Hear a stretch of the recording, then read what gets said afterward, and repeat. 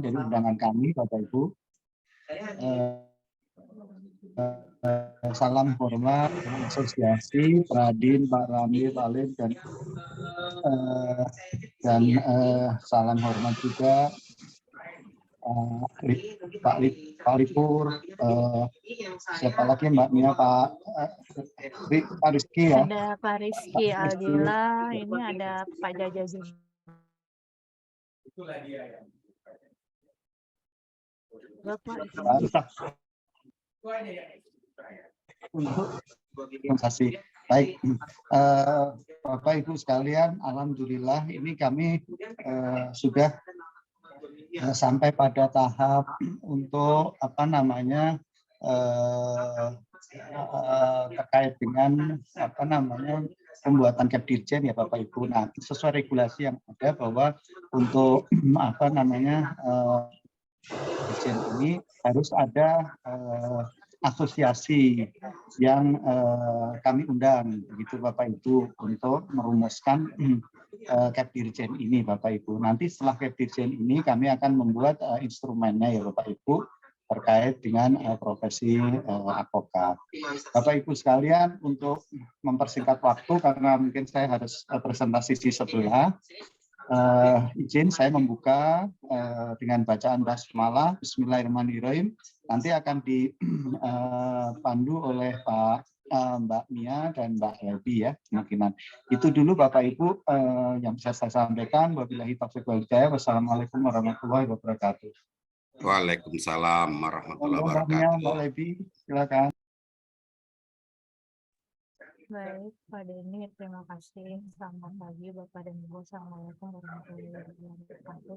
Jadi berdasarkan peraturan ini untuk membentuk Kepdirjen mengenai persyaratan dan prosedur pembukaan program studi profesi, kami harus melibatkan organisasi profesi.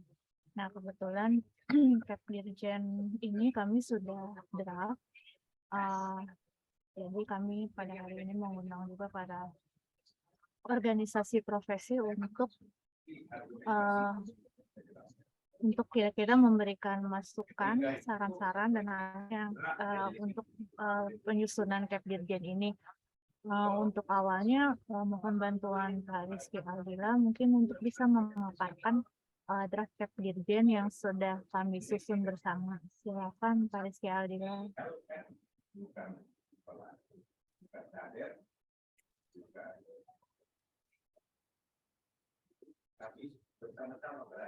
Pak Rizky. Baik.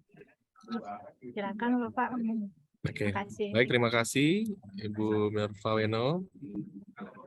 Salam sehat semua. Izin Pak Denny, Pak Jaja dan semua. Pak Rambe, sehat ya Pak. Ketemu kembali ya Pak. Ya ini diamanahkan oleh Ibu Minerva Weno dan Ibu Siti Leba Fatin ya dan Pak Denny untuk mempresentasikan ya beberapa hal ya terkait dengan usul penyelenggaraan dari program profesi ya. Izin share screen ini sudah bisa ya? Bisa Pak. Sudah bisa ya? Silakan. Share screen. Sebentar. Nih. Sudah terlihat ya Bapak Ibu ya?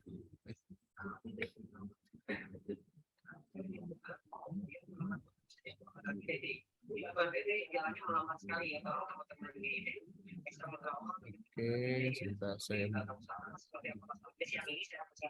Oke, baik Bapak Ibu sekalian, kita sebentar.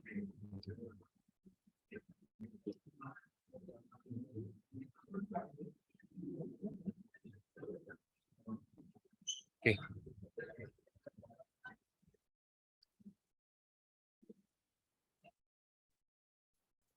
Cukup terlihat Bapak Ibu? Terlihat ya? Cukup jelas, cukup jelas. Jelas ya Pak Rambe? Ya Pak Rizky. Tampilannya.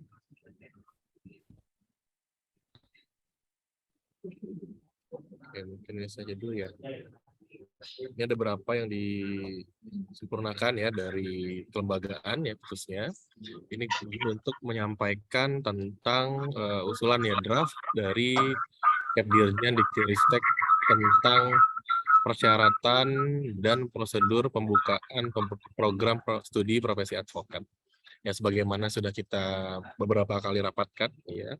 Jadi setelah bertemu dengan Pradin dan gitu ya, kemudian ada rapat-rapat selanjutnya yang diadakan oleh kelembagaan yang menghadirkan para pakar ya, ada Pak Lipur, ada Pak Jaja ya, dan undangan yang lain ya tentunya kami mencoba mensinergikan tentang bentuk ya yang paling memungkinkan ya untuk program studi profesi advokat. Tentunya kami juga di sini ya mempertimbangkan ya dan mengambil beberapa instrumen ya dan mencoba menyesuaikan dengan program studi advokat khususnya dari program-program pendidikan, kejaksaan dan juga di hakim ya, pendidikan hakim. Nah, dari latar belakang ini mungkin izin Bapak Ibu sekalian yang baru bergabung atau sudah lama bergabung ya, di sini memang kami mempertimbangkan dari ketentuan Permendikbud 5 ya tentang program profesi advokat ya yang saat itu telah dibuka tentang persyaratan dan prosedur pembukaan program studi pendidikan profesi advokat. Nah, sebagaimana disampaikan ya dalam berita acara rapat sebelum-sebelumnya ya di sini adalah amanat-amanat ya yang diberikan dari beberapa peraturan perundang-undangan bagaimana terlampir nanti bisa Bapak Ibu sekalian melihat satu persatu. Ini adalah garis besarnya di mana sejak 2003 telah lahir Undang-Undang Advokat, tentunya Bapak Ibu sekalian sebagai profesi yang hadir saat ini memahami, kemudian Undang-Undang 12, kemudian PP nomor 4 tahun 2014, PP nomor 62 2021, kemudian Peraturan Menteri Nomor 5 2019 tentang program profesi advokat yang saat ini sudah ditandatangani dan sudah berlaku, ya hingga saat ini masih mencari bentuk ya tentang bagaimana program profesi yang diamanatkan di Permendikbud Nomor 5 tahun 2020. Kemudian ada Permendikbud Nomor 3 tahun 2020 tentang Standar Nasional Pendidikan Tinggi. Ini menjadi dasar awal mengapa penyempurnaan ya dari program penyelenggaraan profesi yaitu PKPA itu kita rubah ke program profesi advokat ya. Jadi standar-standar yang Bapak Ibu sekalian mungkin sudah baca, ada standar yang harus dilakukan sehingga memenuhi ya PNI dari yang diamanahkan dari peraturan menteri tersebut. Kemudian Permendikbud 5 tentang akreditasi tentunya semua tidak lepas dari peran akreditasi di mana negara harus menjamin tentang standar pelaksanaan perguruan tinggi ya termasuk di unit-unitnya ya. Kemudian Permendikbud 7 tentang pendirian perubahan pembayaran PTS dan pendirian perubahan serta pencabutan izin dan tinggi negeri ya mungkin sedikit ya di swasta. Kemudian Peraturan Menteri 28 tahun 2021 tentang organisasi tata kerja kementerian. Nah, di sini Bapak Ibu sekalian, aturan dari dasar ya, usulan program profesi advokat ini sudah sangat kuat ya, memang diharuskan ya program profesi yang ada di NKRI ini ya bersandar tentang isinya ya tentang hal-hal yang memang harus dipenuhi dalam pemenuhan seseorang dapat dikatakan sebagai profesi. Ya inilah sebagian besar nanti Bapak Ibu sekalian bisa dalami ya dalam diskusi. Nah, sampaikan dalam latar belakang yang diambil dari mengapa penyelenggaraan PKPA sempurnakan menjadi program profesi ya tentunya dasari pada PKPA belum ikut ya dalam bagaimana standar ini yang dimaksud sehingga ada keberagaman ya. Jadi PKPA yang diselenggarakan oleh masing-masing karena masing-masing punya interpretasi, akhirnya PKPA-nya macam-macam ini tidak salah satu bentuk ya. Di Jakarta saja ada beberapa PKPA nih oleh masing dan memahami tentang kerjasama dengan perguruan tinggi yang dimaksud ya kadang hanya pakai ya tetapi standar kualifikasi pelaksanaannya belum memenuhi dari amanat undang-undang sebenarnya. Kami yakin juga tetap ada materi yang disampaikan tetapi mungkin pelaksanaannya belum sesuai dengan peraturan perundang-undangan. Kemudian kedua, penyelenggaraan PKP tidak dapat dikualifikasi sebagai program profesi. Nah, ini yang paling penting Bapak Ibu sekalian. di negara Indonesia ya dikatakan telah lahir seorang profesional dari program profesi harus memenuhi bagaimana pelaksanaan Undang-Undang 12 ya.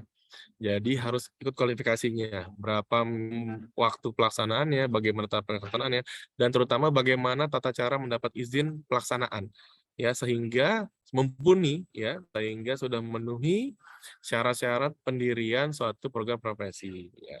Kemudian selanjutnya PKPA merupakan pendidikan yang belum memenuhi standar. Saya tadi sampaikan di slide sebelumnya, di mana telah lahir Permendikbud 3 ya tentang standar nasional pendidikan tinggi. Ya ini yang harus dipahami oleh semua saudara-saudara kita sesama penyelenggara program profesi ya, organisasi profesi ataupun penyelenggara PKP yang sudah lahir sebelumnya yang turut serta juga meluluskan ya beberapa profesi-profesi advokat yang lahir di tanah air. Kemudian kita bisa lihat kembali ya bahwa ya dengan dikatakannya program profesi advokat diselenggarakan di perguruan tinggi kerjasama dengan organisasi advokat, maka ya dijelaskan kembali ya bahwa program profesi advokat harus memenuhi standar pendidikan tinggi. Ya Bapak Ibu sekalian, bagaimana yang dimaksud dengan standar pendidikan tinggi itu sudah diatur tadi di beberapa peraturan perundang-undangan, khususnya adalah bagaimana memenuhi ya profesi lulusan dari program profesi. Itu kira-kira seperti itu. Baik. Ya, ini adalah latar belakang dari penuhannya ya dari pasal 33 Undang-Undang Dikti ya. Dinyatakan semua tetap harus ikut ya dalam satu kementerian yang dinamakan yang menyelenggarakan pendidikan tinggi. Saat ini adalah Menteri Pendidikan, Kebudayaan, Riset Teknologi Republik Indonesia ya. Jadi selama ini masih berlaku, maka seluruh program profesi yang melahirkan satu profesional ya, artinya satu pekerjaan yang turut serta dalam suatu profesi, baik itu di organisasi maupun terpecah dalam beberapa organisasi yang diakui oleh negara, penyelenggaraan pendidikan tinggi program studi profesinya harus atas izin menteri. Berarti standarnya sudah harus ikut dalam menteri yang dimaksud ya. Berarti Menteri Pendidikan, Kebudayaan, serta Teknologi ya. Kemudian harus ada standar akreditasi ya. Maka dalam hal ini akreditasi yang dimaksud harus terkonfirmasi dan masih dalam jangka waktu yang berlaku ya. Nah, sebagaimana di Indonesia ya ada dua standar profesi di sini, ada yang dilaksanakan ya program studi dan tinggi itu saat semua program studi dan perguruan tinggi yang baru berdiri langsung memperoleh ya akreditasi yang dinamakan akreditasi minimum. Jadi dia memiliki waktu ya paling lama itu 2 tahun ya untuk reakreditasi untuk memperoleh jejak lebih. Dan akreditasi minimum ditetapkan oleh lembaga akreditasi mandiri ya dalam hal ini untuk program studi ya dan Badan Akreditasi Nasional untuk perguruan tinggi. Nah, mungkin Bapak Ibu tidak asing karena semua pasti lulusan sarjana hukum ya ini pekat ya yang sudah ikut PKPA maupun penyelenggara PKPA itu sendiri. Di sini disebutkan ya ini tentang bagaimana Undang-Undang 18 Undang Advokat ya memang disebutkan di sini tentang bagaimana seorang advokat dikatakan sebagai advokat ya adalah sarjana latar belakang berarti pendidikan tinggi hukum, berarti di sini program studi ya. Kemudian setelah mengikuti pendidikan khusus profesi advokat yang diselenggarakan gitu ya oleh organisasi advokat, kemudian telah lahir karena ada uji materi diputuskan oleh Mahkamah Konstitusi tepatnya 2017 Bapak Ibu sekalian tentang uji material terkait dengan pasal Undang-Undang Advokat kita ya di mana dinyatakan ya bertentangan dengan Undang-Undang Dasar Negara Indonesia. Ya, pendidikan khusus profesi advokat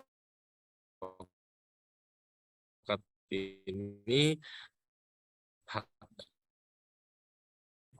ya saja advokat, maka harus ikut program profesi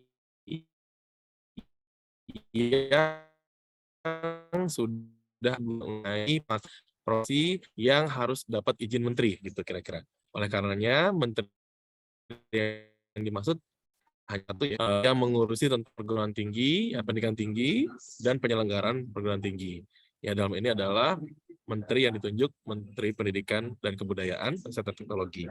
Ya, jadi dia harus tunduk pada leg spesialisnya, yaitu Undang-Undang Perihal Perguruan Tinggi. Ya, nah di dalam putusan MK ditegaskan di sana ya bahwa seluruh bentuk tidak punya kekuatan hukum mengikat sepanjang tidak mengalami dengan berat menyelenggarakan pendidikan khusus profesi advokat. Nah, dinyatakan di sini adalah organisasi advokat dengan keharusan, berarti wajib bekerja sama dengan perguruan tinggi yang fakultas akreditasi B. Nah, sekarang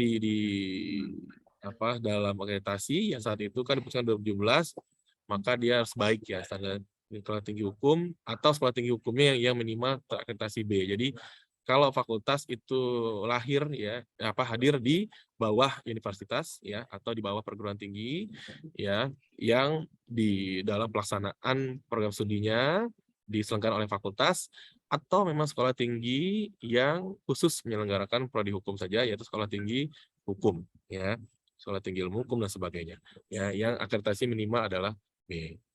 Nah, dalam hal ini berarti amar putusan dari putusan MK tersebut sejalan dengan ketentuan bagaimana penyelenggaraan program profesi yang ada di Undang-Undang DIT sendiri, yaitu dinyatakan di sini program pendidikan profesi merupakan pendidikan tinggi setelah program sarjana yang menyiapkan mahasiswa dalam pekerjaan yang memerlukan persyaratan keahlian khusus. Berarti dia lingkupnya adalah keahlian khusus. Kemudian kedua, pendidikan profesi sebagaimana dimaksud pada ayat 1 dapat diselenggarakan oleh perguruan tinggi dan bekerjasama dengan kementerian lain, PNK dan atau organisasi profesi yang bertanggung jawab atas mutu layanan profesi. Ya, ini sudah jelas ditentukan di sana bahwa memang harus ada standarnya. Kemudian Bapak Ibu sekalian, ya di sini ya adalah bagaimana penyelenggaraan yang dimaksud di sana. Pertama tentunya kita punya flowchart-nya. Ya tentu nanti kita akan gambarkan ya. Yang penting kita sekarang sudah melihat mengapa dibutuhkan tentang pelaksanaan program profesi advokat karena Undang-Undang Nomor 5 Permen ya Nomor 5 2019 Permen Ristek Dikti saat itu yang sudah membaginya menjadi 6 bagian. Pertama memang tujuannya sudah jelas ya karena ada kecakapan pemberian jasa hukum, kemudian penyelenggaranya harus perguruan tinggi yang ada prodi hukumnya ya, kemudian atau sekolah tinggi yang akreditasinya minimal adalah B. Kemudian masa studi. Nah, dijelaskan di sini masa studinya itu ya berarti paling sedikit 2 semester, artinya paling cepat dalam program profesi advokat adalah 1 tahun ya atau 2 semester. Ya, di mana bebannya ada 24 SKS dan masa studi terpakai program profesi advokat itu paling lama 3 tahun akademik setelah menyelesaikan S1-nya gitu ya, S1 hukumnya. Kemudian syarat kelulusannya dinyatakan lulus apabila telah menempuh seluruh beban belajar tadi, nyatakan berarti SKS dan kemudian atau maksimal 3 tahun akademiknya dia dan ya maka dia dapat nyatakan lulus. Berarti dia lulus program profesi advokat. Nah, apa hak dari setelah melampaui pembelajaran tersebut? Pertama, dia harus memperoleh sertifikat profesi advokat. Jadi setelah lulus kuliah gitu ya, lulus dalam program profesi, mendapat sertifikasi profesi advokat. Jadi dia bersertifikat sebagai profesi advokat. Kemudian mendapat gelar advokat. Nah, kemudian dapat menjalankan praktiknya. Nah, dalam alur ya, bagaimana undang advokat juga, seorang yang sudah menjadi advokat itu dapat melaksanakan profesinya setelah melampaui adanya lulus kode etik ya dengan ujian profesi, kemudian dia telah melaksanakan sebagaimana amanahnya yaitu harus sudah magang ya minimal 2 tahun. Nanti kita akan lihat bagaimanakah komposisi magang itu, apakah dia dihitung waktunya atau minimal perkaranya atau lingkup perkaranya dan sebagainya. Nanti mohon masukan dari Bapak Ibu sekalian. Setelah diangkat dan diucapkan sumpah janji ya dalam hal ini berarti di pengadilan ya. Kemudian permohonan izin pembukaan program studi ya di mana harus dengan izin menteri. Tadi saya sampaikan semua dokumennya harus lengkap, kemudian pelaksanaan lengkap. Ya, karena ini bicara sudah ada kampusnya, ya karena dia syaratnya harus sudah ada kampusnya dulu kan, berarti maka di sini izin Waalaikumsalam. prodinya yang kita perlukan, Bapak Ibu sekalian. Kemudian kita lihat persyaratan dan prosedur pembukaan program studi pendidikan profesi advokat. Nah, telah disusun instrumen ya hasil dari rapat-rapat ya, tentunya setelah beberapa kali rapatkan ya tentang bagaimana struktur ya yang akan kita gunakan ya alur yang digunakan untuk usulan standar minimum ya akreditasi dan dokumen pendirian PTS penyelenggara pendidikan akademik. Ya, ini kita ambil standarnya sama. Pertama tentunya semua harus memenuhi dokumen-dokumen formil Bapak Ibu sekalian. Ya, pertama perguruan tinggi, ya berarti sudah baik sekolah tinggi tadi maupun bentuk perguruan tinggi lain, universitas dan sebagainya yang ada program studi hukumnya, ya berarti program studi sarjana atau program studi yang penyelenggara pendidikan hukum, ya membuat surat permohonan kepada menteri, ya dalam hal ini berarti ditandatangani asli dan semua disampaikan kepada menteri.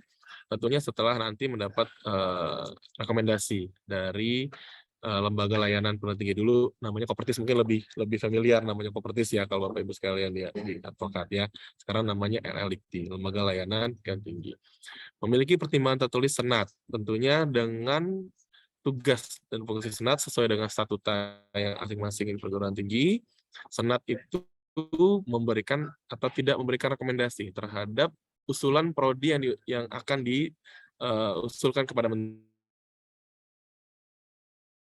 Jadi Senat itu salah satunya ya tugasnya adalah memberikan pertimbangan dan rekomendasi Bapak Ibu. Jadi produknya adalah adanya pertimbangan yang disetujui ya oleh anggota Senat akademis di masing-masing perguruan tinggi. Kemudian adanya persetujuan tertulis dari badan penyelenggara, tentunya baik itu perserikatan, ya persekutuan, perdata maupun yayasan, ya harus tertulis ya persetujuannya. Jadi tidak hanya konsensual ya atau dinyatakan secara lisan saja. Jadi disampaikan dengan tertulis. Sebagai buktinya harus ada tanda bukti hadir ya seluruh organ atau anggota, karena kita nggak bicara persentase, harus utuh semuanya menyetujui. Jadi tidak boleh dengan kuasa ya, harus disetujui oleh masing-masing dan penyelenggara ya. Kemudian di sini Bapak Ibu sekalian, sebagai pemenuhan legal aspek ya harus ada badan penyelenggaranya ya, baik itu yayasan, persekutuan maupun perserikatan tadi, akta notaris pendirian dan sebagainya, termasuk dengan perubahan-perubahan terakhirnya. Ya, artinya perubahan apa saja, baik itu anggaran dasar, baik itu perubahan mengenai alamat, domisili, ya, perubahan organ dan sebagainya, itu lengkap harus dalam satu usulan, ya, dokumen usulan. Kemudian bagaimana pengesahan terhadap badan hukumnya, bagaimana pencatatan dalam perubahan daftar yayasan, ya maupun persetujuan apabila di perjalanan penyelenggara tersebut, ya baik yayasan, perserikatan dan sebagainya, itu memerlukan persetujuan dari menteri akibat dari perubahan anggaran dasar yang mereka lakukan, ya ini harus ada. Kemudian surat keputusan izin pendirian perguruan tinggi, ya swasta. Dalam hal ini berarti SK pendirian atau SK terkait perubahan terkait penyelenggaraan, misalkan perubahan badan penyelenggara, perubahan nama kampusnya, perubahan lokasinya dan sebagainya. Ini juga harus disampaikan dalam dokumen usulan. Kemudian Bapak Ibu sekalian, di sini akreditasinya harus minimal baik sekali ya. Sekarang namanya baik sekali ya. Dulu kan A, B, C ya. Sekarang ada baik sekali, baik, unggul dan sebagainya. Jadi ini sesuai dengan peringkat akreditasi yang ada di Indonesia saat ini. Ya, jadi scan aslinya harus disampaikan. Ya, nanti bagaimana teknisnya kita akan diskusikan dengan tim IT ya, nanti kan dia juga menjelaskan. Kemudian memiliki perjanjian kerjasama. Ya, berarti di sini disebutkan satu perjanjian kerjasama dilaksanakan dengan satu organisasi profesi advokat. Jadi antara perguruan tinggi dengan advokat, berarti pimpinan perguruan tinggi dengan profesi advokat organisasinya. Ya, sebagaimana amanah di Undang-Undang 18/2003 ya tentang penyelenggaraan program studi pendidikan profesi advokat, ya membuat paling sedikit setidak-tidaknya harus ada satu kurikulum tentunya kurikulum termasuk kurikulum magang di sana, kemudian pengajar, dosen pengajar, kemudian tenaga pendidikan, Pendik ya, yang mengurusi tentang penyelenggaraan administratif dalam perguruan tinggi, kemudian pendanaan harus jelas, kemudian yang paling penting juga mutlak adalah sarana prasarana. Jadi kenapa dipilihkan standarnya adalah B untuk akreditasi? Karena pertimbangan yang E juga sangat mempengaruhi dan pendanaan tentunya. Jadi kalau kelasnya tidak boleh campur aduk dengan yang lain di jam yang sama dan sebagainya. Kemudian suasana akademisnya harus tercipta karena ini merupakan program cepat ya dalam 1 tahun atau 1,5 tahun tentang profesi. Jadi tidak boleh campur aduk Bapak Ibu sekalian, harus dipisahkan dengan entitas lain ya. Jadi nggak boleh bersama dengan yang lain.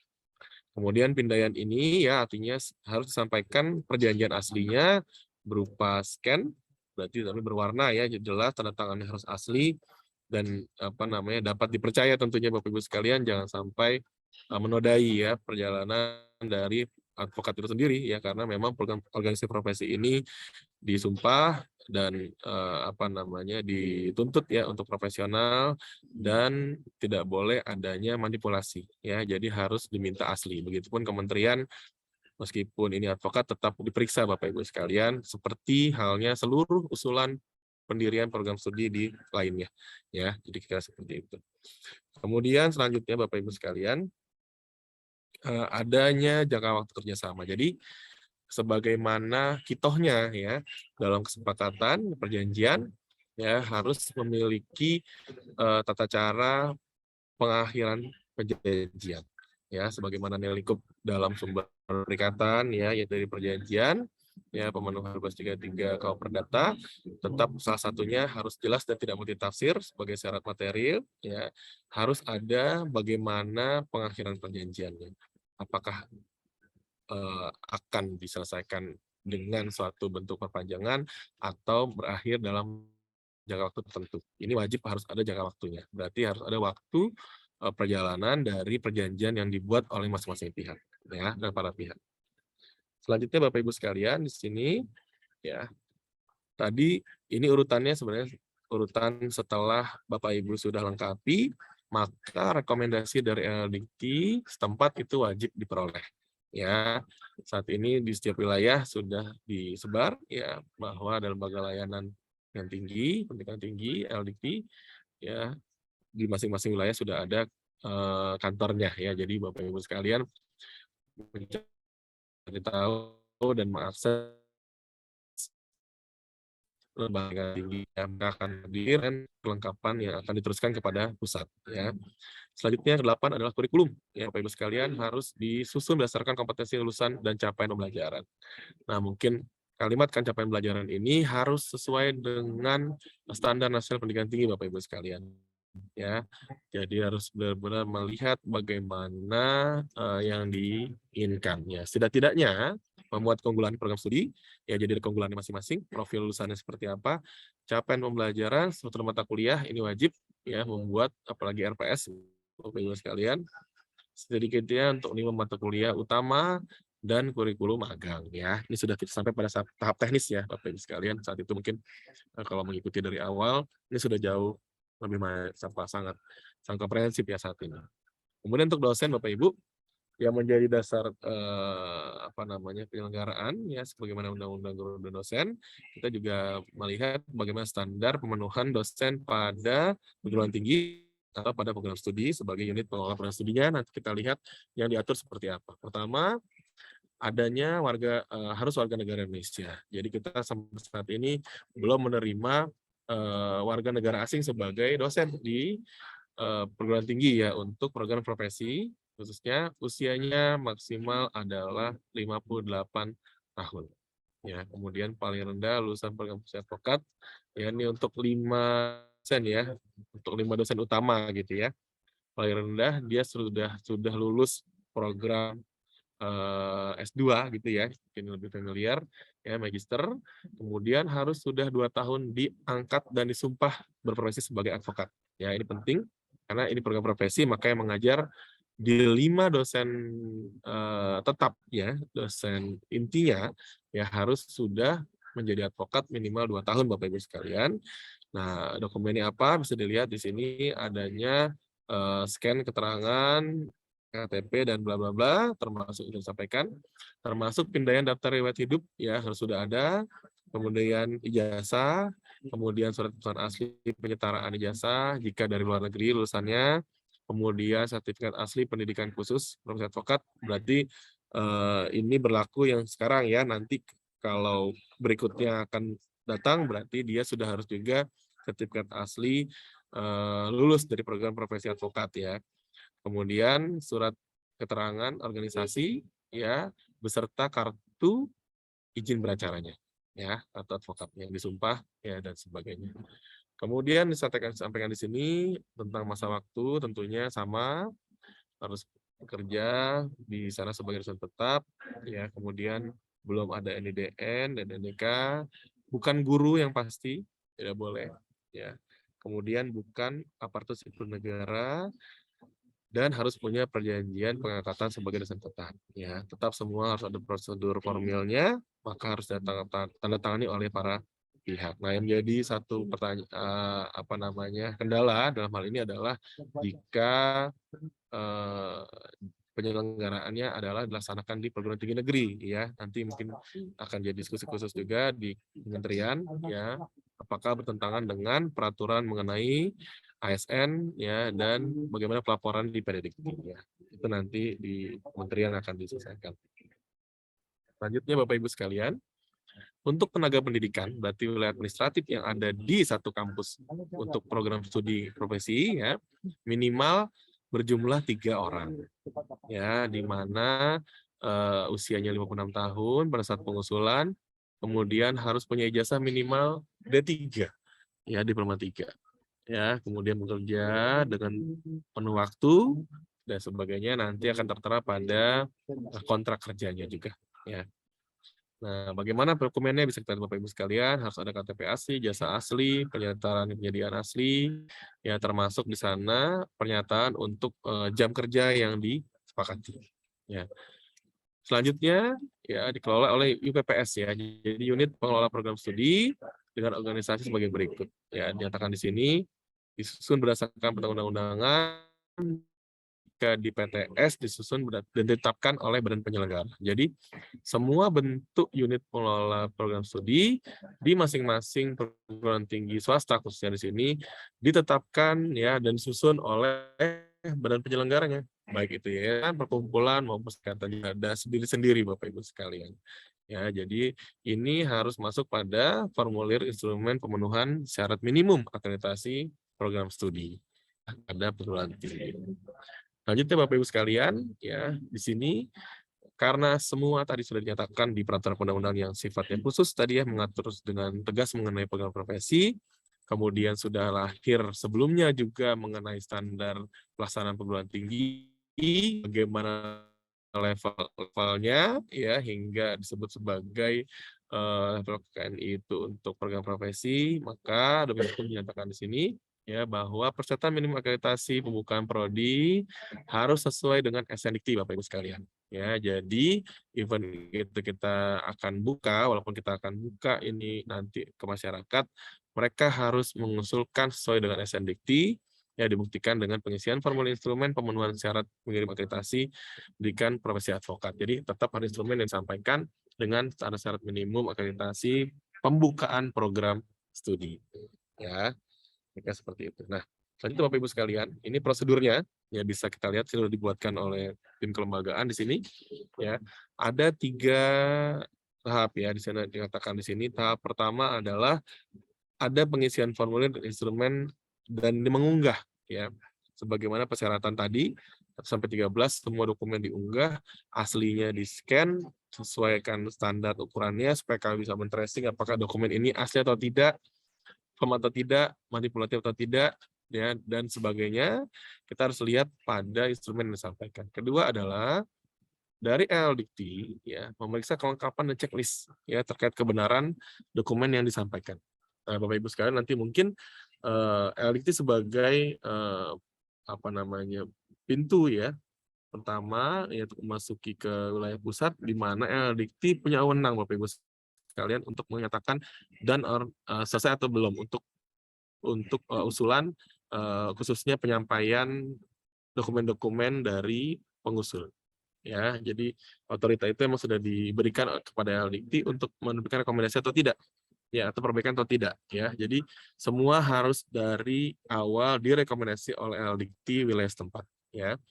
Kemudian sebutkan, ya, hasil periksaan kelengkapan kebenaran dokumen pada tahap ke-1. Jadi memang sudah harus ada hasilnya nanti disampaikan kepada pusat, kemudian dari pusat memeriksa kembali dokumen-dokumen yang disampaikan hingga ke lebih rigid, ya, ke arah terbitnya izin atau ditolak, ya, kayak seperti itu.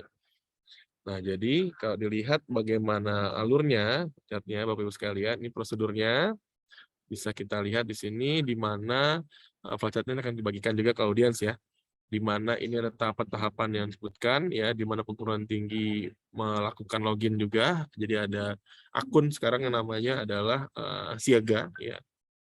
Jadi siaga ini adalah kalau dulunya Bapak Ibu sekalian mungkin program profesi advokat saat itu atau lulusan yang sudah cukup lama, ya, sering mengenal alur, ya, dalam tahapan-tahapan usulan program studi. Nah, dengan pembaruannya sekarang ada yang dinamakan dengan siaga, ya. Jadi di sini sistem kelembagaan ini semua bentuk usulan apapun, pendirian kampus kah, pendirian prodi, ya, pembukaan prodi harus melalui siaga. Namanya siaga, nama aplikasinya Bapak Ibu sekalian, ya, di mana di sini runtutannya sudah jelas kita lihat di sini hingga akhirnya mendapatkan izin.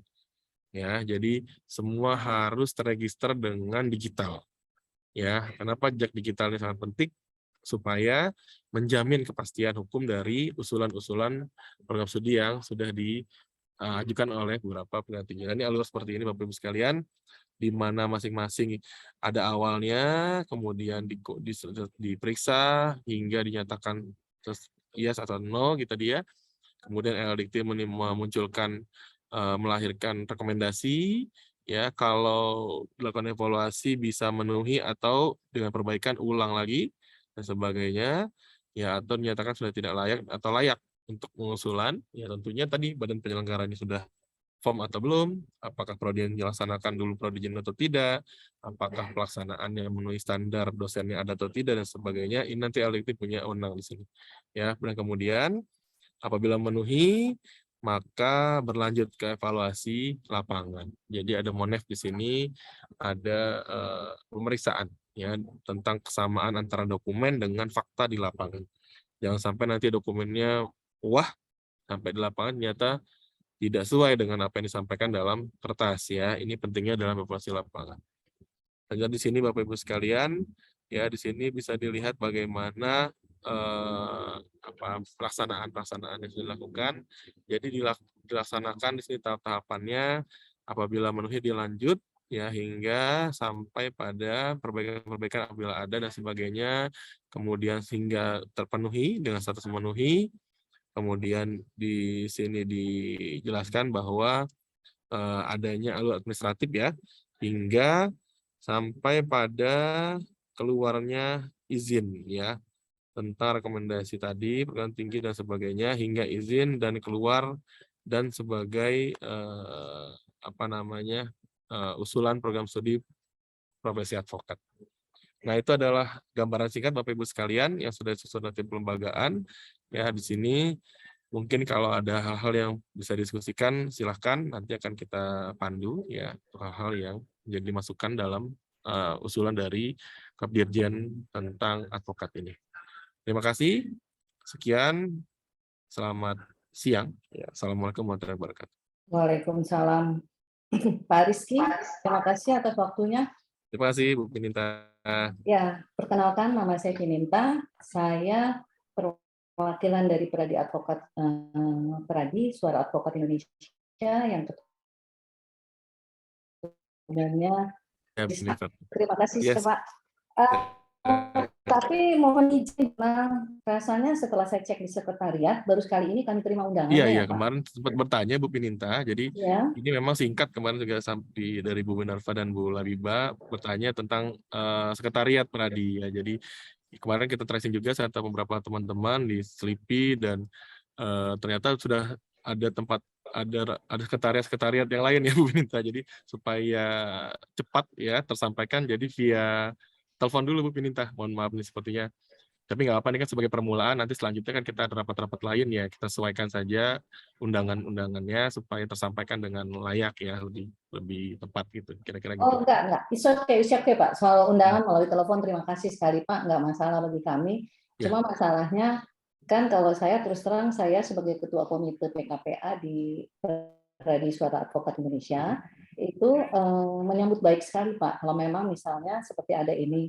Tapi terus terang karena mungkin saya masuknya sudah hampir jadi ini ya Pak ya, saya minta diperjelas juga mungkin bagi rekan-rekan yang memang kalau kami dari Suara Advokat Indonesia baru sekali ini baru tahu gitu ya Pak. Jadi Pak, mohon arahan dan informasinya, berarti ini kita penyelenggaranya nanti adalah universitas gitu ya Pak ya, yang fakultas hukumnya memiliki akreditasi B, itu masih sama dengan peraturan sekarang, masih sama. tapi universitasnya itu harus memiliki unit tersendiri, unit pengelola program studi yang menyelenggarakan gitu ya. Jadi yang paling penting adalah kalau dari putusan MK ini kan kita reverse ya ke undang-undang juga, setidak-tidaknya dia punya program profesi, berarti sarjana hukum ya, gitu kira-kira yang gampang, sarjana hukum, akreditasinya minimal B. Kalau bentuknya universitas berarti yang penting ada prodinya sana, atau sekolah tinggi Bu, sekolah tinggi ilmu hukum, itulah kira-kira yang menyelenggarakan khusus program studi hukum. Apa? Gitu. Jadi ya, terus Pak, monggo. Jadi poinnya sebenarnya gini Bu, kalau bentuk perguruan tinggi itu mungkin izin ya, mungkin Bu Penita sudah paham juga. Jadi perguruan tinggi itu kan bentuknya ada universitas, ada institut, ada sekolah tinggi, ya dan akademi ya. Tapi kita lihat karena programnya akademis ini berarti sampai pada sekolah tinggi saja. Nah, kalau sekolah tinggi itu kan prodinya hanya satu, Bu, untuk penyelenggaraannya berarti dia hanya mengerjakan prodi hukum seperti punya Bang Gihik ya, misalnya itu ya. Jentera misalnya, jadi sekolah tinggi hukum Jentera ya dia punya prodi hukum, itu bisa karena satu program studi. Kalau universitas yang misalkan Universitas Trisakti atau Universitas Pancasila gitu ya, dia punya fakultas hukum berarti dia ada penyelenggaraan prodi hukum, itu bisa juga ya. Atau institut misalkan Institut Bisnis dan Sosial, ada penyelenggaraan prodi hukum di sana, minimal akreditasinya baik sekali tadi, berarti B gitu Bu Pinta. Gitu. Kerjasamanya dengan organisasi advokat. Gitu. Oke. Nah, berarti sekarang Pak, dalam prakteknya saat ini di lapangan itu kan kampus ada yang bertindak sebagai penyelenggara. Setahu saya ada beberapa universitas besar yang bertindak sebagai penyelenggara. Ini juga bisa organisasi advokat, bahkan level cabang itu juga bertindak sebagai penyelenggara, gitu kan ya Pak Rizky ya? Sekarang ya. Ya, jadi misalnya cabang kita di mana-mana seluruh Indonesia itu bertindak sepanjang menggandeng universitas gitu atau fakultas hukum ya Pak, kira-kira gitu. Ya, betul. Nah, tapi kalau di sini saya lihat Pak, berarti penyelenggaranya itu hanya universitas, dibalik jadi penyelenggaranya 100% universitas, fakultas hukum yang mempunyai prodi hukum, dan kemudian menggandeng organisasi advokat, begitu kan Pak? Betul. Jadi organisasi advokat tidak lagi berhak sebagai penyelenggara. Betul. Jadi penyelenggara yang dimaksud sini memang akhirnya usulnya dari perguruan tinggi Bu Pinta. Jadi karena amanat undang-undang itu, jadi ada level namanya level KKNI Bu. Jadi level-level itu ya di mana penyelenggara yang diakui di Indonesia itu ternyata setelah ini sama saya juga mereview beberapa peraturan. Jadi karena ini adalah profesi, ya maka standar pelaksanaan programnya, pendidikannya harus ikut pada aturan lex spesialisnya, yaitu undang-undang mengenai pendidikan tinggi, kira-kira seperti itu. Nah, tapi ya di garis bawahi bahwa untuk program profesi harus kerjasama dengan pelaksanaan dengan organisasi profesi. Nah, berarti sebenarnya tidak menghilangkan ya fungsi dari organisasi profesi. Dia turut menentukan Bu, nanti di sana menentukan capaian pelajaran yang sudah disepakati oleh maka harus ada rapat awal untuk dalam mengarah pada penyusunan pelatihan, karena susunannya pun nanti ya organisasi profesi kan menunjuk juga Bu siapa yang terdaftar sebagai advokat yang minimal T2 tahun dari organisasi profesi itu. Jadi dia punya surat keterangan dia anggota Pradi misalnya, kemudian dia anggota KHI dan sebagainya, dia punya surat keterangan itu selain dari kartu izin beracara. Nah itu mungkin nanti bagaimana pelaksanaan pendidikannya ditentukan oleh orang yang dipercaya sebagai perwakilan organisasi yang sebagai dosen yang diusulkan gitu, kira-kira gitu Bu Binita. Kalau kemarin kan mungkin ya apa namanya, karena sudah berjalan ya Bu, kadang kita juga agak keliru waktu PKPA kemarin. Jadi kita hanya kerjasama dengan kampus yang minimal ada prodi hukum atau S1 hukum gitu ya. Kita pinjam sarana prasarannya misalnya kayak gitu. Tapi pelaksanaannya murni dari kita, dari organisasi advokatnya, menentukan siapa yang ngajar dan sebagainya. Nah, ini supaya mengikuti peraturan terkait dengan perguruan tinggi, maka harus dicatatkan dulu Bu, minimal 5. Jadi makanya di situ kalau dilihat di sini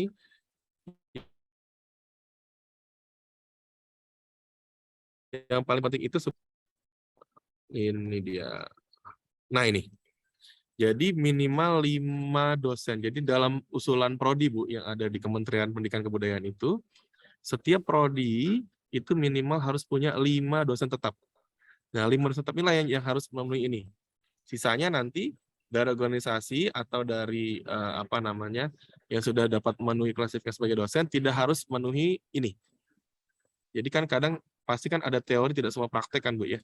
Nah ini setidak-tidaknya supaya menjaga kualitas, ini 5 dosen yang tetap yang ada terus di sana selama perjanjian berlangsung harus memenuhi setidak-tidaknya dia sudah lulus sebagai advokat dan sudah disumpah minimal 2 tahun. Itu mungkin Bu Pinintah. Yang sisanya yang dosen ke-6, 7 dan seterusnya itu silahkan. Tapi mohon izin rekan-rekan saya minta waktu lagi Ya, karena silakan, bagi saya ini menarik. Pada prinsipnya kami sangat mendukung Pak adanya standarisasi karena selama ini terus terang kami dari Pradisai itu melihat kasarnya kita jadi nggak punya standar, jadi antara organisasi itu bisa mengajar sesuai dengan selera organisasi masing-masing. Itu saya setuju Pak. Tapi yang saya minta sebagai masukan ya Pak ya, harus ada tolok ukur yang jelas Pak. Tadi Bapak bilang kurikulum masuk Pak. Kurikulum itu distandarisasi atau setiap penyelenggara bisa membuat sendiri kurikulumnya Pak. Karena maksudnya begini, saya paham mungkin dalam bayangan idealnya adalah kita seperti notariat nih, penetapan gitu kan Pak. Nah, tapi kan ya notaris itu kurikulumnya standar, tidak berdasarkan kalau di sini tadi saya baca ada salah satu surat yang menyatakan kurikulumnya itu nanti antara program universitas atau fakultas yang memiliki program studi, terus kemudian diatur dengan penyelenggara, misalnya organisasi advokat.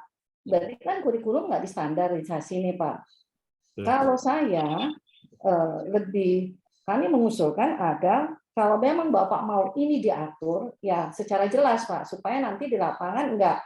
Nanti mohon izin ya Pak ya, di Indonesia kan ada juga akreditasi A, B, C, sorry. Ya, tapi kan yang B di luar Jawa banyak yang bagus. Tapi bahkan di Jakarta sendiri, jadi maksud saya nanti ada universitas yang pokoknya untuk menarik semua penyelenggara malah bikin kurikulum yang gampang, kelulusannya gampang, sementara universitas yang ingin menjadi standar mutu, kurikulumnya begini. Jadi maksud saya begini, saya usulkan bahwa harus ada yang tolok ukur yang jelas supaya tidak terjadi bias dan tidak ada nanti preferensi terhadap salah satu lembaga yang saat ini sudah bisa bertindak sebagai penyelenggara. Karena kan lembaga yang baru muncul kemarin sore dengan salah satu universitas yang negeri yang ternama, itu kan pasti mereka maunya standarnya juga harus sama. Nomor 1 itu maksud saya, kurikulumnya harus sama. Terus kemudian dengan biaya, apakah kita mau samakan ataukah Bapak mau atur? Karena biaya itu Pak, kalau nggak Bapak standarkan, nanti orang akan mencari universitas atau prodi yang bisa menyelesaikan dengan lebih murah, lulusnya lebih cepat. Jadi kan tujuannya Bapak juga nggak tercapai. Kurikulum Pak bisa sama, kurikulum bisa sama.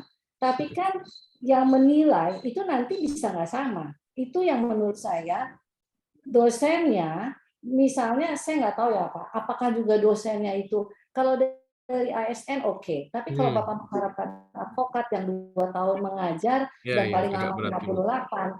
58, kalau saya sekarang umur 30 tahun Pak, berarti saya boleh ngajar dong.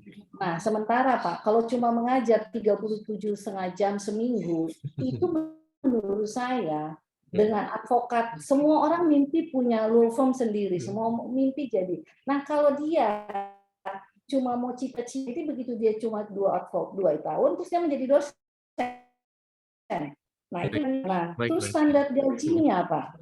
Nah, itu jadi maksudnya saya itu satu lagi, kalau advokat yang mengajar, kalau saya sekarang mau mengajar dengan segala macam ketentuannya, terus saya mengajar, boleh nggak saya praktek lagi advokat?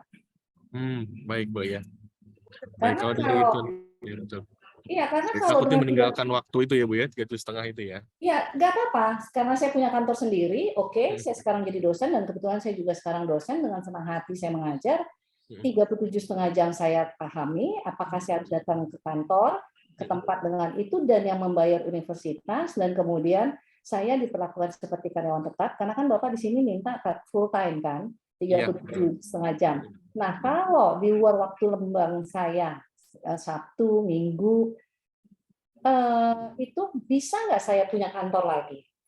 Atau malam hari saya kerja, atau nama saya partner di tempat lain, karena itu akan berpengaruh, Pak. Kalau saya misalnya jadi dosen di program studi advokat, saya full time, saya punya preferensi nanti kalau saya law firm, saya punya lawyer, saya bisa kerja tempat lain, nanti orang akan banyak mikir, oh Bu Peninta itu dia ngajar di sini. Kalau begitu, jadi dia akan bias gitu loh Pak. Karena dia juga punya law firm sendiri. Beda dengan ASN, dosen yang memang secara tetap, dia akan susah. Dan standar etika mereka kan memang tinggi karena kan kita terikat. Gitu loh Pak. Jadi terus terang saya rasa bagus. Kita tapi coba rasanya ini masih, ya Bu. Ya karena Bapak menarik. Pak Rizky, mungkin Rizky, bisa didengar juga pendapat yang lain. Iya, nggak apa kita tangkap ya. Saya Pak, tangkap ini kita sampai jam 2 kan Pak Pinita. Rizky. Saya baru ambil 5 menit. Bisa tolong dengarkan saya sebentar? Silakan Bu Pinita. Nanti Bapak bisa ngomong sampai Bapak puas. Ya, silakan Bu Pinita. Silakan. Ya. Karena mohon izin rekan-rekan, Ya, baru sekali ini kami dipanggil. Apabila Bapak Ibu sudah ikutan dari awal, berarti Bapak Ibu kan sudah menyalurkan aspirasi berkali-kali. Jadi kami mohon waktu Pak Rizky. Jadi karena baru sekali ini kami dipanggil secara resmi dan baru kali ini kami silakan. Ya Bu Pinita. Jadi memang forum ini Bu Pinita terus terang juga yang lain tidak intens sama sekali. Ini memang inisiasi dari kelembagaan Bu, makanya. Ya, jadi apa-apa. banyak yang baru juga. Pak Rizky. Silakan Bu Pinita. Nggak apa-apa. Yang lain nggak intens, sepanjang diundang nggak hadir itu salah sendiri. Tapi kalau Bapak undang kami hadir ya, tolong didengar, gitu kan? Pasti Bu ya. Nanti semua kita fasilitasi Bu, pasti Bu ya.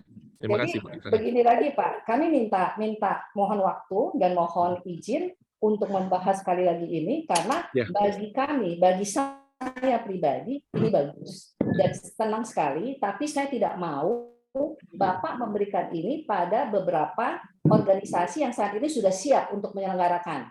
Saya nggak mau kuenya harus dibagi secara rata. Jadi pasti, jangan ada perlakuan pilih kasih karena itu nanti kebanyakan balik lagi ke Bapak. Baik. Oke, begitu aja Pak. Silakan. Terima kasih atas waktunya. Jadi nanti warahmatullahi wabarakatuh. Jadi baik. Izin Bu Munarfa dan Bu Siti Labibah kita catat sebagai ini ya berita acara, nanti akan jadi masukan di rapat selanjutnya tentang ini ya bagaimana waktu dan status ya Bu Pinita tadi ya. Terima kasih Bu Pinita masukannya. Baik Pak Rizky, izin Pak Rizky.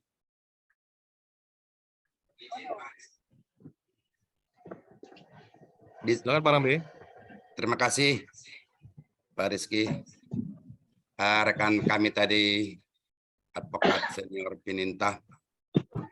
Sesungguhnya pada waktu saya sebagai narasumber acara di Radisai Suara Advokat Indonesia ini juga sudah saya paparkan.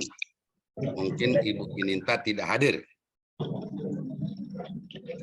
itu pada bulan Juli yang lalu. Sudah saya paparkan tentang Prodipa ini. Akan mendapat respon memang sangat baik. Pada waktu itu bersamaan dengan saya, beberapa rekan seperti Anton Raharusun, saya ada 2 lagi, Mas Pinawati juga. Nah, tadi paparan yang disampaikan Bapak Rizky ada sedikit yang kurang terang barangkali menjadi sehingga rekan kami tadi Bu Peninta banyak Ini bertanya. Silakan Pak. Ya. Ataupun menyampaikan usulan kok Pak, silakan. Ada 2 kata yang perlu kita perhatikan Pak Rizky, penyelenggara dan pelaksana. Usul dari Pradin, penyelenggara itu adalah organisasi profesi, pelaksana adalah perguruan tinggi. Maksudnya adalah penyelenggara organisasi profesi yang benar-benar dapat mengetahui, yang bisa mengatur manajemen tentang profesinya. Kemudian pelaksana perguruan tinggi dimaksud adalah yang menguasai dan memahami betul-betul segala teknis regulasi pendidikan dalam penyelenggaraan ini, dalam pelaksanaannya. Nah, inilah salah satu ketimpangan selama ini dari pengamatan Pradin sejak tahun 2016 mempeloporin Prodipa ini, program studi profesi advokat yang kami gagas, sehingga nanti di dalam hal pelaksanaannya ini juga diatur di dalam regulasinya Kepdirjen Dikti ini tentang istilah pemakaian kata penyelenggara dan pelaksana. Kalau semata-mata perguruan tinggi sebagai penyelenggara, ini nanti bisa babaliut ataupun mungkin dapat kesulitan segala macam rupa seperti yang disampaikan rekan kami tadi, advokat senior Peninta. Tapi kalau pelaksana yang selalu dan bisa yang sudah mahir, mempunyai sarana, prasarana dan sebagainya seperti tadi yang disampaikan Pak Rizky tentang regulasi perguruan tinggi yang dimaksud akreditasi B. Mereka lah yang sebagai pelaksana. Kemudian mengenai dosen. Dosen ini kalau menurut kami ya jangan 2 tahun, tapi karena di Permendikbud Dikti sudah 2 tahun ya nggak mungkin kita rubah. Kemudian ada lagi pertanyaan, 2 tahun ini maksudnya profesi ya Pak Rambe ya? Ya betul. Sudah tercatat sebagai advokat minimal 2 tahun gitu ya? Ya, kalau menurut kami itu kurang, mestinya minimal 5 tahun, tapi karena sudah Permendikbud nomenklatur kita 2 tahun ya sudah. Kemudian ada pertanyaan lagi, apakah Prodipa ini dapat digelar pada perguruan tinggi? Nah, ini jawabannya yang tadi. Jika perguruan tinggi sebagai penyelenggara, ini nggak mungkin dapat terlaksana. Karena dosennya itu di sana ASN. Tapi kalau organisasi profesi penyelenggara pelaksanaannya di perguruan tinggi, ini saya kira tidak masalah. Karena nanti yang menyiapkan dosen-dosen yang tanggap, yang mampu, terampil, mampu meningkatkan mutu dan kemampuan organisasi profesi advokat itu sendiri, saya kira itu tidak masalah. Saya ulangi sekali lagi, pada intinya kesimpulannya, apa yang disampaikan rekan kami Peninta, bahwa Prodipa ini benar-benar menghasilkan memproduk advokat yang profesional. Bukan lagi advokat abal-abal kaleng-kaleng sontoloyo seperti yang terjadi sekarang, marak di mana-mana. Ini yang dilihat oleh Pradin sejak 2016. Makanya saya katakan, alangkah besarnya dosa-dosa kita ini kita biarkan berkeliaran yang demikian rupa itu. Makanya kami sangat mendesak Prodipa ini dilaksanakan, diluncurkan, di-launching secepat mungkin. Mungkin ada kekurangan, kelebihan dan sebagainya, yang namanya karya manusia tidak akan pernah yang sempurna. Itu kita harus sama-sama menyadari, karena keadaan profesi advokat kami sekarang ini sangat memprihatinkan. Itu. Kemudian Yang tadi saya katakan tentang pemakaian kata dua penyelenggara dan pelaksana ini juga harus diatur jelas rincian-rincian yang demikian itu di Kep Dirjen Dikti ini agar supaya nanti pelaksananya mudah dan tidak ada masalah. Kembali saya ulangi sekali lagi tadi tentang perguruan tinggi negeri dapatkah menyelenggarakan prodipa? Dapat. Tidak semata-mata kampus perguruan tinggi negeri menyiapkan dosennya. Tentu merupakan suatu kewajiban bagi organisasi profesi advokat yang akan menyelenggarakan pendidikan ini. Artinya dia sudah siap menyiapkan dosen untuk itu, yang terampil, yang mampu, dan cakap sesuai dengan regulasi yang diatur di dalam nomenklatur Prodipa ini. Kemudian beberapa uraian tentang tadi yang disampaikan oleh Pak Rizky, saya kira itu tidak ada masalah. Yang penting yang sekarang ini kita dambakan memohon secepatnya di launching Prodipa ini agar profesi advokat ini benar-benar sesuai mencapai tujuan officium nobile. Demikian untuk sementara dari saya, Bapak Rizky. Lanjut. Baik, terima kasih Pak Ramli. Silakan ada masukan lagi Bapak Ibu. Jadi baik, Bapak izin. Ya. Silakan Pak Halim. Baik, terima kasih. Assalamualaikum warahmatullahi wabarakatuh. Selamat pagi untuk Bapak sekalian peserta Zoom meeting. Bapak, masukan dari saya mengenai Dirjen ini, bahwa beberapa kali Perkumpulan Advokat Indonesia melakukan sosialisasi di kampus-kampus, baik itu yang dilakukan oleh Pak Pardono, Pak Ridwan, untuk dapat diakomodasi di dalam Permenristek, di dalam Kep Dirjen ini untuk program bundlingnya, Pak. Sehingga ada mutu dan juga ada gelar profesi kami. Itu satu. Yang kedua mengenai adanya kurikulum. Pada saat sosialisasi dahulu, kami dengan Prof. Johannes Gunawan dan Profesor Ibu Berdete sudah melakukan penyusunan borang, Pak. Yang pada saat itu masih menggunakan sistem Sinlin Kerma. Dan barangkali itu dapat diadopsi dan dapat disosialisasikan kepada rekan-rekan kami dari organisasi lain dan untuk mendapat masukan lebih lanjut. Dan juga memang ada definisi apa itu penyelenggara dan pelaksana. Karena memang kami selaku organisasi advokat ini tidak mempunyai lembaga pendidikan yang diatur oleh Permenristek ya Pak ya. Sehingga harus lebih jelas di dalam keputusan Dirjen tersebut. Itu saja Bapak Ibu sekalian, terima kasih. Assalamualaikum warahmatullahi wabarakatuh. Waalaikumsalam warahmatullahi wabarakatuh. Baik, terima kasih Pak. Ada lagi Bapak Ibu? Jadi memang untuk mulai tadi ya Bapak Ibu sekalian tanggapi, sekalian menunggu tanggapan yang lain ya tentunya di sini kembali lagi karena ini sudah masuk ke usulan ya, ini draft ya. Masuk draft, ini memerlukan masukan Bapak Ibu sekalian tadi supaya kita ada kesamaan persepsi ya.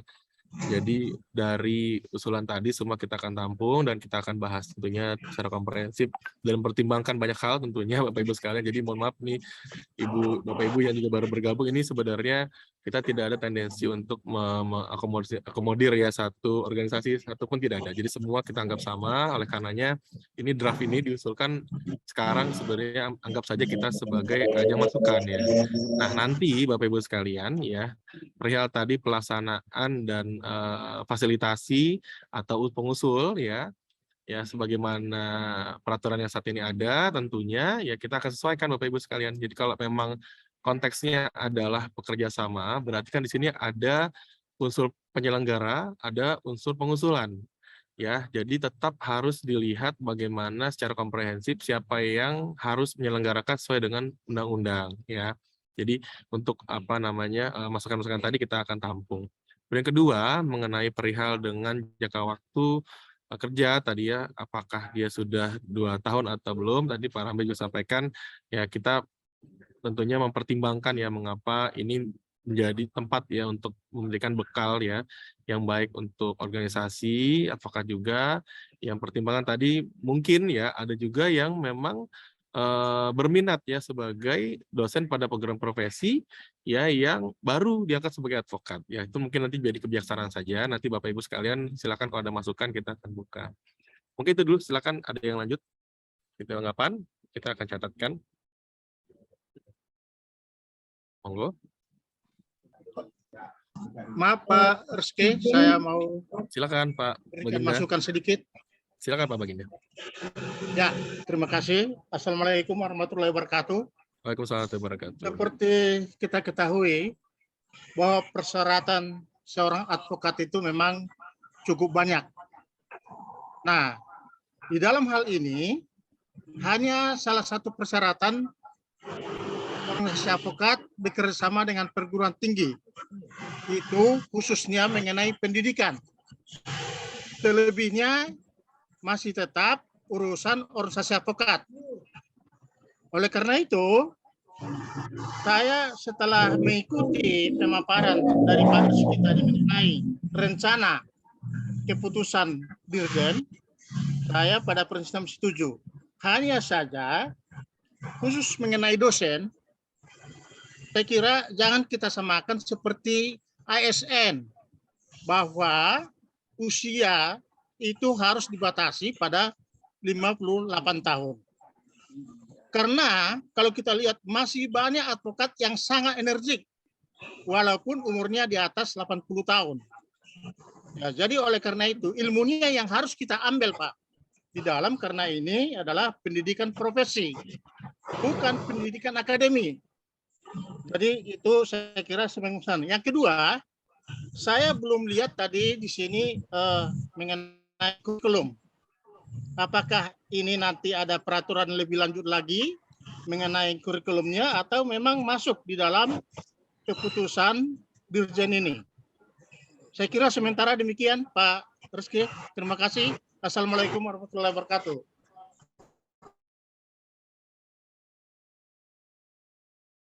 Ustaz Ibarat kan Bapak yang lain.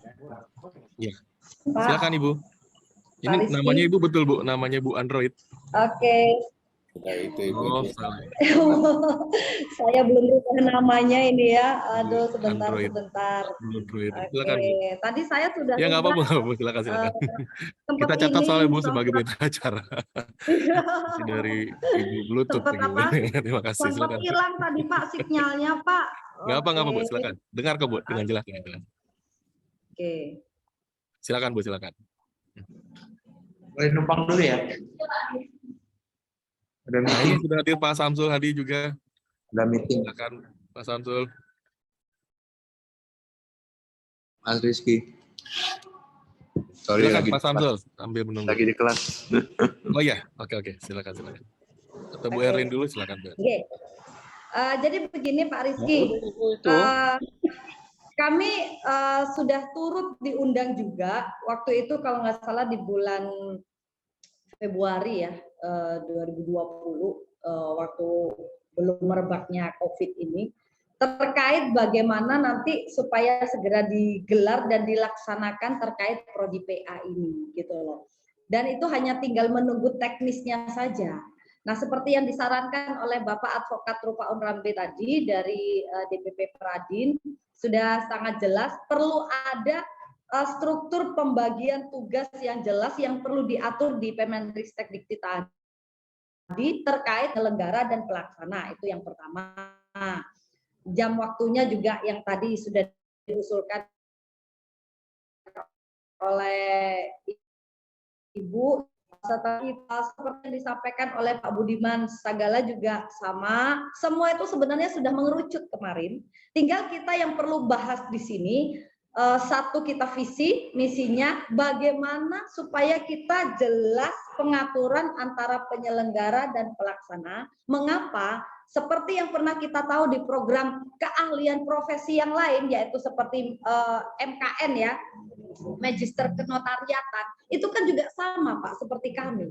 Profesi. Jadi yang bisa menilai bagaimana dia layak menjadi seorang pengajar untuk mengajar advokat-advokat muda itu ya dari dunia profesi kami Pak, mohon izin. Nah, kami melihat dari cara pandang dunia, sudut pandang profesi, banyak sekali advokat-advokat yang baru dilantik, itu kemarin yang dari pensiunan, mohon maaf mungkin kepolisian, pensiunan dari PNS, dari pengadilan, itu kan usianya kan sudah rata-rata di atas 50-an ya.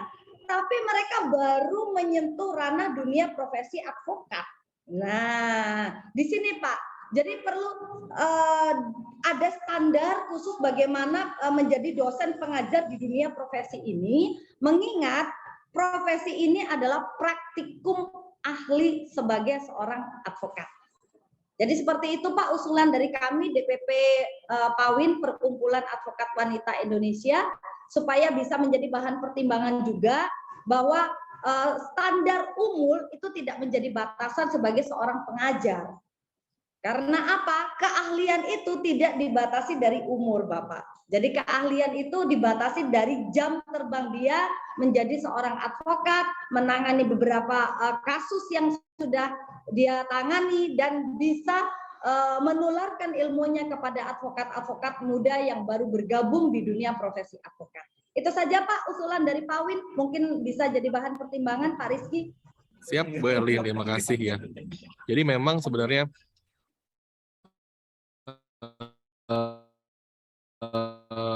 lihat ya Bu, bagaimana yang menjadi aturan ya guru dan dosen gitu ya. Undang-undang dosen, kita ada SND, kita ada undang-undang standar ya, Permendikbud ya sebagai pemenuhan dari standar pendirian. Memang ya, ini karena tadi istri saya nggak mau lagi jadi Bayangkari. Istri saya nggak mau lagi bikin Bayangkari. Di undang-undang aja pun nggak mau lagi. Undang Bayangkari di sekalian. habis.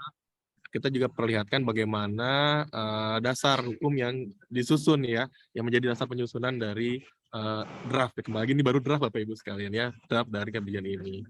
Tadi mungkin sampaikan sekalian menunggu tanggapan yang lain ya, saya sampaikan ya, memang penyelenggara ya yang ada sebagai amat undang-undang itu hanya satu, yang namanya penyelenggaraan profesi, kemudian pendidikan tingkat akademi, vokasi dan sebagainya adalah perguruan tinggi. Nah, ini kita akan lihat bagaimana komposisi yang pas gitu ya, sehingga profesi ini bisa dijadikan acuan ya, memberikan masukan atau apa yang bisa jadi bahan ya sebagai keterlibatan dalam pelaksanaan program profesi ya.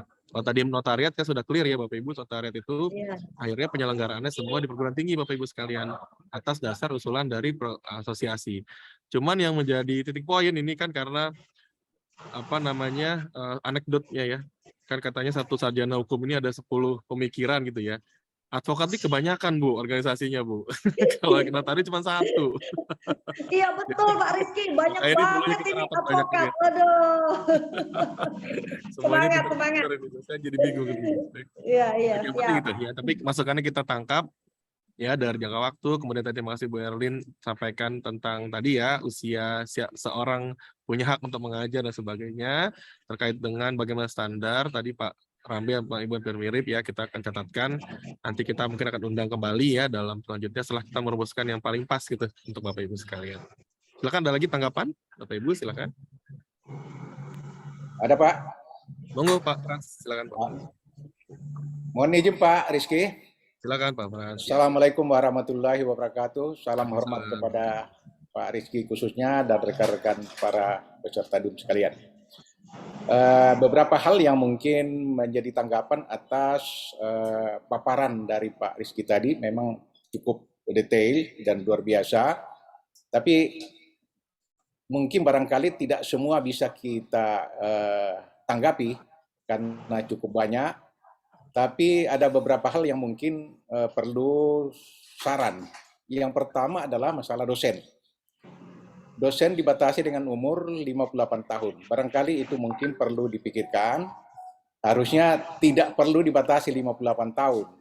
Karena dosen itu makin tua dia makin berilmu. Yang kedua, tentang persyaratan bahwa dosen tetap itu dia harus menjadi advokat minimal 2 tahun. Persoalannya adalah ini ada kesulitan nanti untuk perguruan tinggi swasta, perguruan tinggi negeri. karena negeri kan PNS, maka dia tidak akan mungkin jadi advokat. Oleh karena itu, dosen tetap itu barangkali tidak perlu dipersyaratkan harus advokat, tapi nanti akan didampingi oleh dosen dari profesi advokat yang telah menjadi advokat. Itu barangkali yang pertama. Kemudian yang kedua, masalah perjanjian. Ini mungkin perlu diperjelas. Apakah perjanjian itu dibatasi pada setiap program atau seterusnya kalau kita sudah melakukan kerjasama dengan perguruan tinggi, baik negeri maupun swasta. Oleh karena itu, mungkin dalam perjanjian itu harus memang ditetapkan apakah itu berlanjut atau memang dibatasi pada setiap program pendidikan itu. Kemudian yang terakhir adalah bahwa untuk bisa kita mengklirkan persoalan ini dan bisa segera dieksekusi tentang pendidikan ini, program ini, barangkali kalau berkenan Pak Rizky kami diundang langsung untuk bisa rapat secara tatap muka supaya lebih jelas dan clear sehingga segera kita laksanakan dengan program ini. Barangkali itu Pak Rizky, terima kasih masukan-masukan dari kami, dari DPP Pradin. Kami akhiri dengan wassalamualaikum warahmatullahi wabarakatuh. Terima kasih Pak. Terima kasih masukannya Pak Pras. Menarik nih Pak, ada asistensi ya, jadi didampingi gitu sebagai pembagian ya dari struktur dosen. Nanti kita coba lihat ya Pak, pemenuhan itu memungkinkan nggak dalam peraturan ya, mudah-mudahan kita akan lihat segera. Silakan ada lagi yang lain. Bapak Ibu. Ini jam-jam menjelang makan siang nih Bapak Ibu ya. Tapi masukan tadi seperti sudah komprehensif ya Bapak Ibu. Yang paling krusial memang itu yang kami juga sedang rumuskan ya. Jam kerja, kemudian susunan dosen, ya, kemudian bagaimana keterlibatan asosiasi dalam kurikulum ya, itu juga penting. Ya, kemudian bagaimana pemenuhan jam perkuliahannya tadi ya, itu juga. Dan tadi Pak Frans juga sampaikan mengenai perjanjian, ini menarik juga Pak Frans. Memang kita kemarin timbang-timbang Pak Frans banyak sekali masukan dan kita mencoba merumuskan itu ya dengan suasana kebatinan yang beda-beda gitu ya. Kenapa? Karena memang kita harus memperhatikan walaupun ini pertama kali ya, kita harus memenuhi bahwa tadi ya, satu kenyataannya bahwa organisasi advokat ini banyak. Itu satu.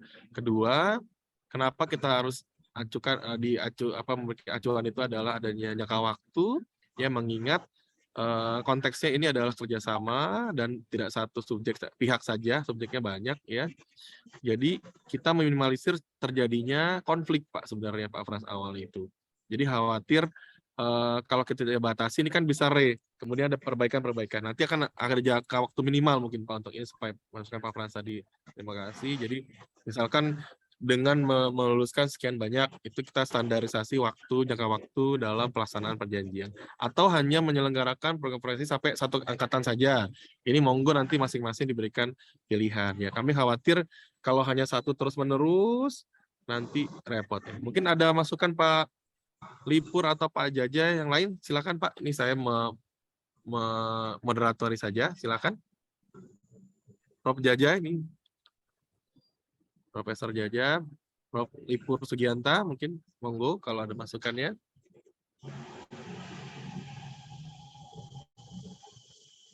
Ini mungkin sedang bersama dengan tim yang lain ya. Oke. Silakan, mungkin ada masukan yang lain. Bapak Ibu silakan ya, steri saja supaya kita catat semua masukan yang bagus ya karena langsung di lapangan. Prof Jaja, Prof Lipur,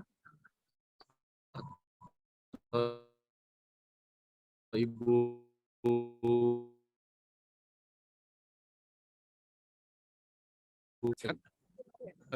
lagi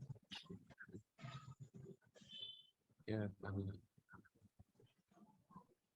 Ibu Mirva atau siapa yang bisa beri masukan lagi? Saya coba. Pak, saya coba mau ini. Nah, Bu Mirta, silakan Bu. Ya. Terima kasih Pak. Saya cuma mau tanya, karena selama ini kan sistem penyerangan berbeda, kapan kira-kira Bapak mau berlakukan ini secara efektif ya Pak? Ya Bu. Mohon maaf Bu. Kapan kira-kira Bapak mau SK ini diperlakukan secara efektif, kapan timeline-nya Bapak? Karena kan saya nggak tahu timeline-nya Bapak, sebenarnya targetnya kapan kira-kira? Ya kalau timeline terus terang Bu, ini sangat berjalan ya Bu. Kita belum ada kepastian tanggal untuk penyelenggaraan. Jadi memang ini sebenarnya walaupun sudah berapa kali kita rapatkan, ini sebenarnya seperti start awal Bu, di mana kita butuh masukan ke dunia asosiasi ya. Jadi berapa kali kita timbang-timbang itu, ini tetap harus kita libatkan asosiasi sebagai masukan. Ya, mungkin Bu bisa sampaikan kepada semua stakeholder ya, di mana kita akan punya target pemenuhan ini, mungkin waktu cepat ya Bu, karena sudah lewat lama ini, karena COVID kemarin juga terbatas.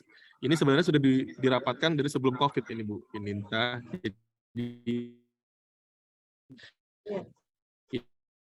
kita minta arahan dari Pak Pim juga, dari silahkan. Ya, monggo Bu Mas Ali. Rizky, izin barangkali bisa juga di-share mengenai yang tadi saya sampaikan mengenai kurikulum Pak Mas Rizky. Karena dulu kami sudah sempat berdiskusi dan membuat kurikulum yang sudah dibuat kajian ilmiahnya. Sehingga barangkali bisa di-share dalam seperti tadi Pak Frans usulkan untuk dibuat FDG. Sehingga seperti masukan Bu Pininta Ambuwaru tersebut juga dapat terakomodir dan dapat disepakati oleh organisasi advokat yang ada. Karena kami dulu sudah punya itu Pak, tinggal dimasukkan ke Silien Kerma itu dan tempat dirapatkan di forum FDG ke lembaga kemahasiswaan ya, kalau nggak salah waktu itu. Terima kasih.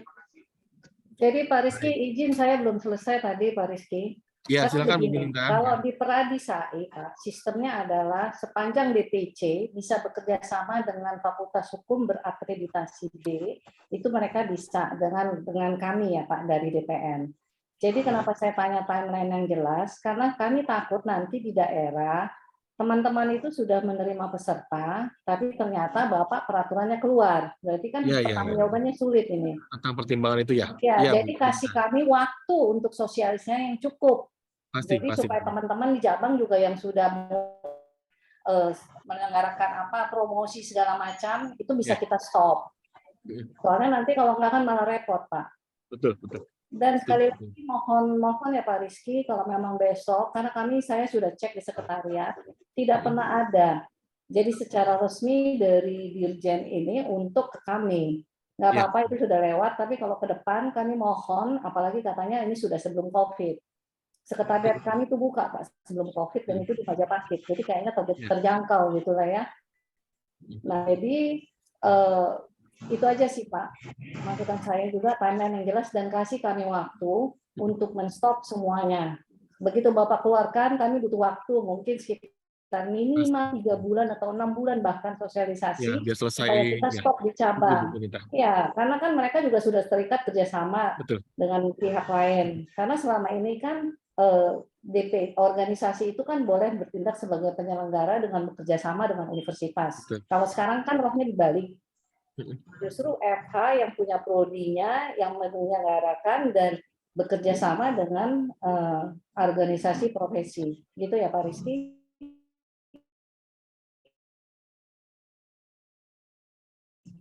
Ya. Dan Bapak gimana? Boleh. Sangat boleh Bu Pininta.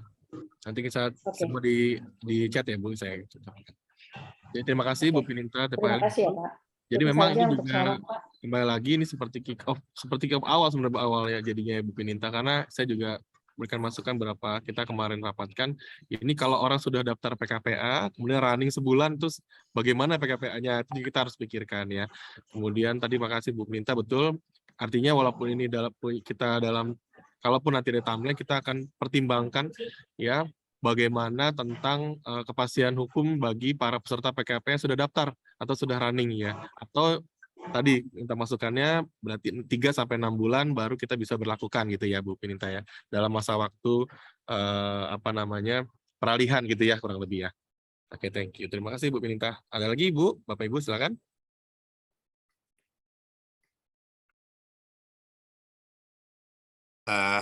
Kalau sudah tidak ada Pak Rizky, dengan segala hormat kiranya bisa kita offline deh, atau sudah dibuat Pak Rizky Direktorat Kelembagaan draft Kepdirjennya, tolong sampaikan ke kami, kita bahas nanti semua.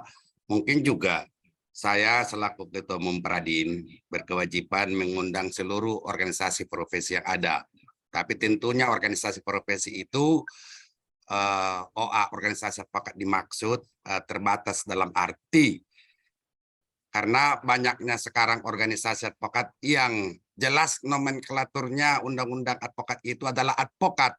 Akan tetapi dia bikin lagi organisasi pengacara lah, inilah, itulah. Ini kan sudah di luar nomenklatur.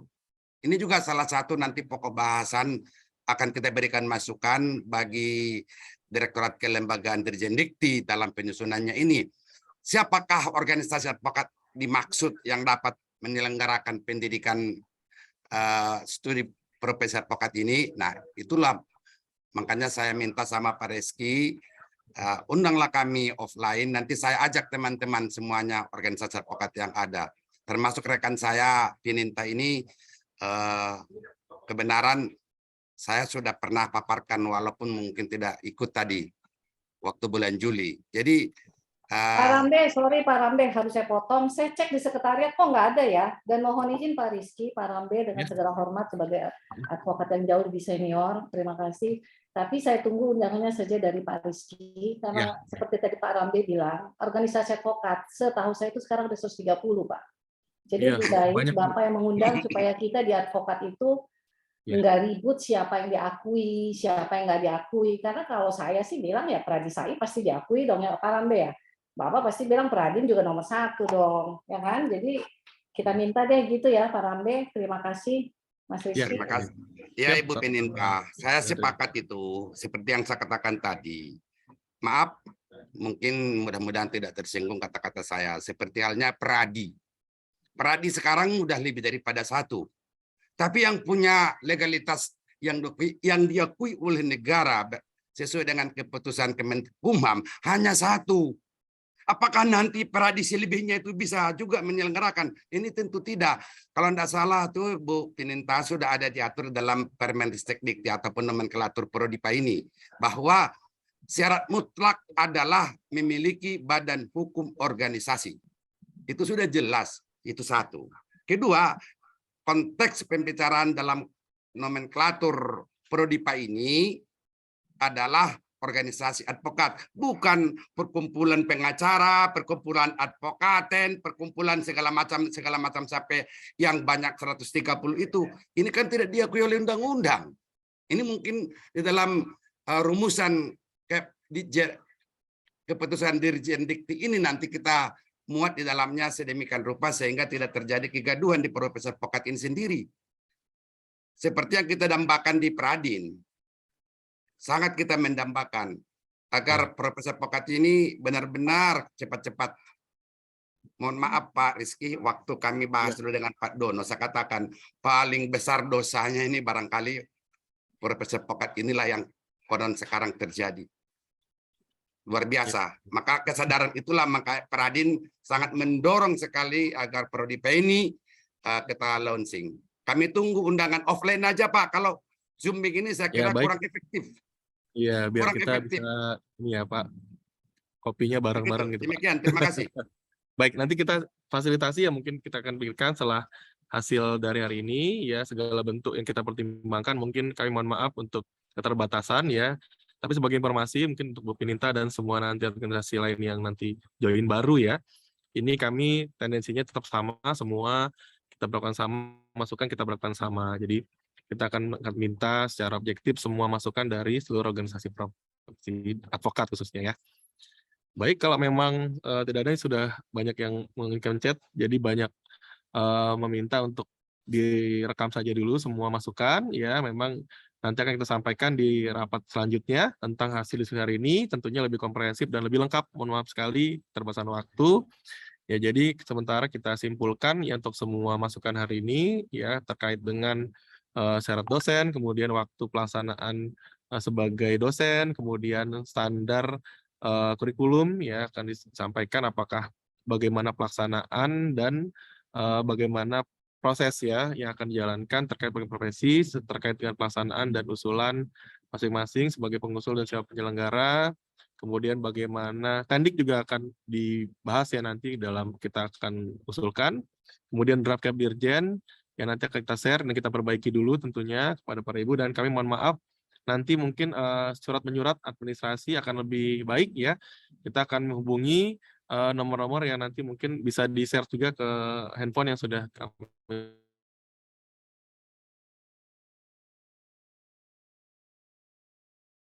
share ya ke yang nanti timeline juga akan kami susun ya secara lebih lengkap ya.